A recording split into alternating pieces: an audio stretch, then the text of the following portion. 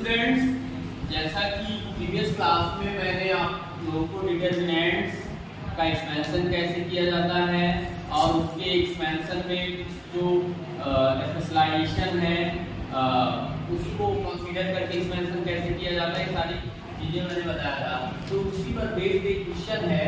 Question हमारा दिया है एक 3 क्रॉस 3 ऑर्डर का डिटरमिनेंट है और बच्चों जिसका फर्स्ट रो है 1 3 pi by 10 2 pi by 10, second row है 0 cos 3 pi by 10 sin 2 pi by 10 and third row है 0 sin 3 pi by 10 cos 2 pi by 10। अब इसका एक्सपेंशन करके हमको वैल्यू फाइंड करना है। तो जैसा कि मैंने बताया था कि एक्सपेंशन के समय अगर कुछ एलिमेंट्स 0 है तो मैंने कहा था तो वैसी स्थिति में हम वही रो या कॉलम सेलेक्ट करते हैं जिसमें नंबर ऑफ जीरोस मैक्सिमम हो। इससे क्या होता है, हमारा कैलकुलेशन इजी हो जाता है। तो अब यहाँ पर बच्चों देखिए इस क्वेश्चन में, तो इस क्वेश्चन में हमारा जो C1 है, C1 में नंबर ऑफ 0 2 है और वही मैक्सिमम है। तो हम इस डिटरमिनेंट का expansion with respect to C1 करेंगे। आप लिखेंगे as C1 has maximum number of 0 as element, so we expand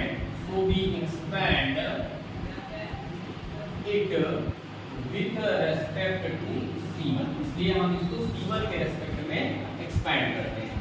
तो C1 के रेस्पेक्ट में एक्सपैंड करने का हम इसको C1 के रेस्पेक्ट में एक्सपेंड कर रहे हैं। तो एक्सपेंशन के समय हमने क्या बताया था कि हम कोई भी एलिमेंट लेते हैं और उसके सब डिटरमिनेंट वैल्यू यानी उप सारणी से उसका प्रोडक्ट कराते हैं। तो यहाँ 1 है तो 1 के रेस्पेक्ट में हमने क्या कहा था, जो भी एलिमेंट लेंगे वो जिस रो या कॉलम में उस रो और कॉलम को डिलीट करने के बाद जितना एलिमेंट बचता है वही उसका क्या होगा, डिटरमिनेंट, मतलब उसका सब डिटरमिनेंट वैल्यू होगा और उसी से उसका प्रोडक्ट करेंगे।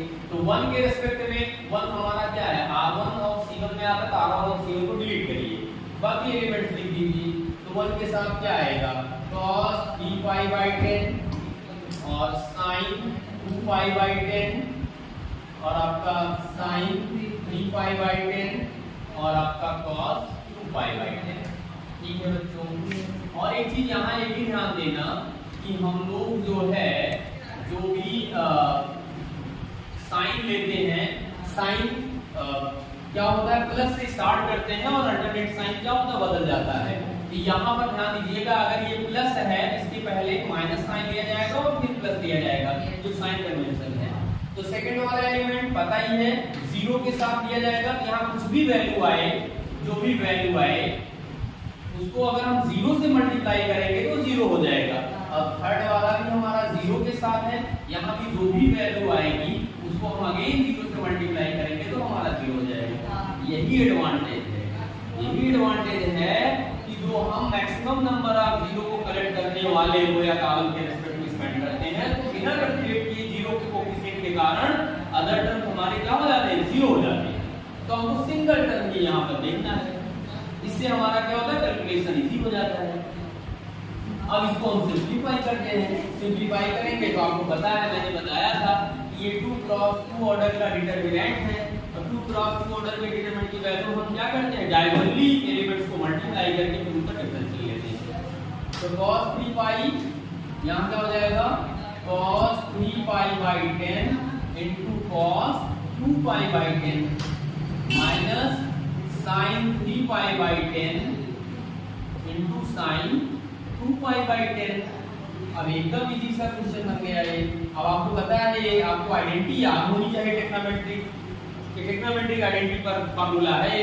तो cos b minus sin a sin b, वो आइडेंटिटी क्या है, cos a प्लस b की आइडेंटिटी है। बच्चों आप लोगों को आइडेंटिटी अगर याद नहीं होगी तो अगर एलिमेंट के रूप में अगर आपको टेक्नोमेट्रिक फंक्शन आ गया तो आप क्वेश्चन नहीं लगा पाओगे, इसलिए आपको टेक्नोमेट्रिक आइडेंटिटी याद होना मस्ट है।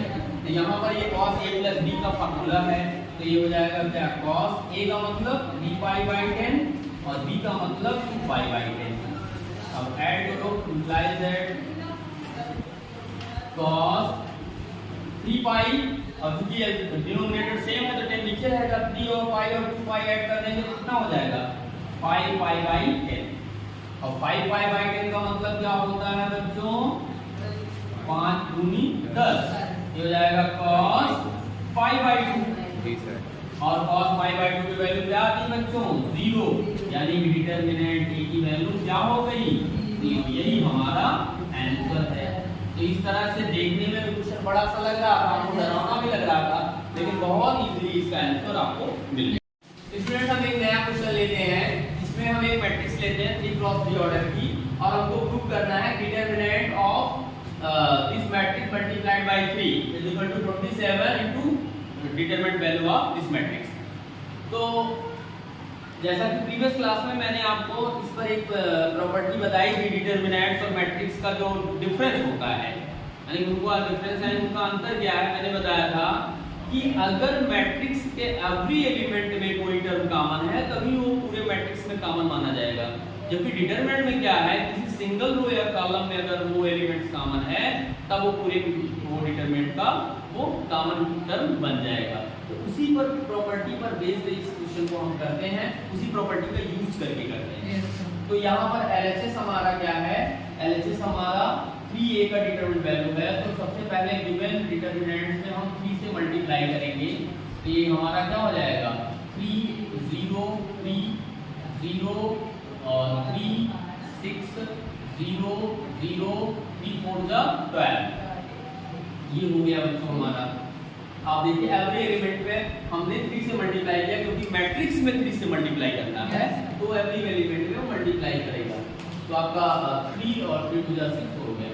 अब बच्चों इसका अगर हम डिटरमिनेंट के फॉर्म में सिंपलीफाई करें तो आपको पता है कि एवरी रो या कॉलम में 3 आपको कॉमन मिलेगा। फर्स्ट रो से अगर हम 3 कॉमन लें, और इसी तरह से सेकंड रो से हम अगर 3 कॉमन लें, और इसी तरह से थर्ड रो से अगर हम 3 कॉमन लें तो हमारे एलिमेंट्स क्या बनेंगे। फर्स्ट रो हो जाएगा हमारा 0 1 0, सेकंड रो हो जाएगा 0 1 2, और थर्ड रो हो जाएगा 0 0 4। तो ये हमारा क्या हो जाएगा 3 3 9 3 27, और ये हमारा हो जाएगा, ये हमारी वही इनिशियल मैट्रिक्स जो आपका डिटरमिनेंट मैट्रिक्स दिया है उसी की डिटरमिनेंट फॉर्म है, ये 27 है। तो इस तरह से हमारा RHS आ गया। तो बच्चों ये क्वेश्चन आपका उसी प्रॉपर्टी पर बेस्ड है, जैसा कि मैंने प्रीवियस क्लास में आपको बताया था कि अगर आपका एक कोई मैट्रिक्स है जिसमें n कॉमन है तो उसका जो डिटरमिनेंट वैल्यू होगा, अगर मान लीजिए ये मैट्रिक्स हमारी n क्रॉस n ऑर्डर की मैट्रिक्स है तो यहाँ पर क्या हो जाएगा, सॉरी इसको हम बदल दीजिए value, m cross m order की मैट्रिक्स है तो हमारा क्या हो जाएगा, ये हमारा हो जाएगा n की power m into determinant value of. इसी प्रॉपर्टी पर बेस्ड भी हमारा ये क्वेश्चन आपका लगा।